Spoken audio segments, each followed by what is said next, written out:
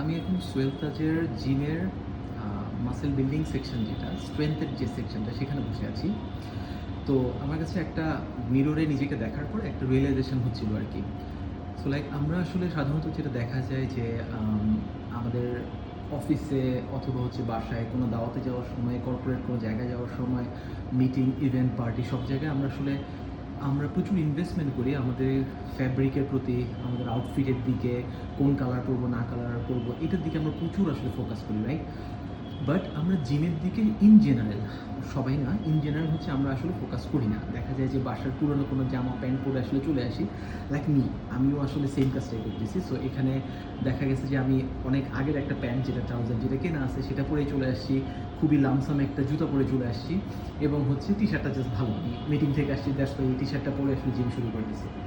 But একটা ভালো realisation আমার কাছে মনে হচ্ছে কি, জিমে আসলে সবচেয়ে বেশি এমন একটা সময়, ছেলেরা অ্যাকচুয়ালি যারা জিমে এই সময়টাতে আমরা নিজেদেরকে মিররে সবচেয়ে বেশি দেখি।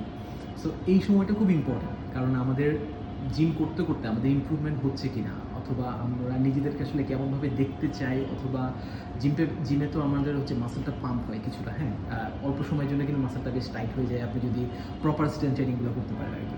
সো ওই সময়টাতে নিজেকে মিররে দেখে আমাদের যে স্যাটিসফ্যাকশনটা আসে, যেটা আমরা ছেলেরা অলওয়েজই করি, সবসময় জিমে দেখতে থাকি নিজেকে বিভিন্ন অ্যাঙ্গেল থেকে।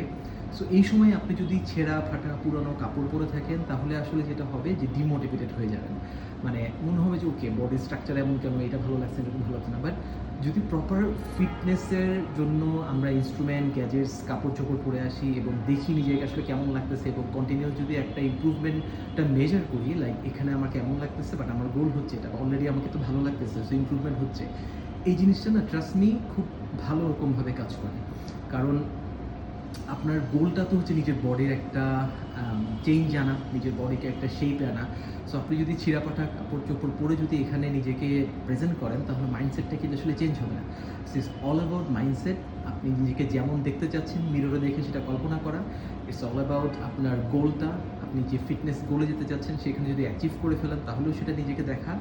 এবং this is not about gym actually, the mindset is for everything.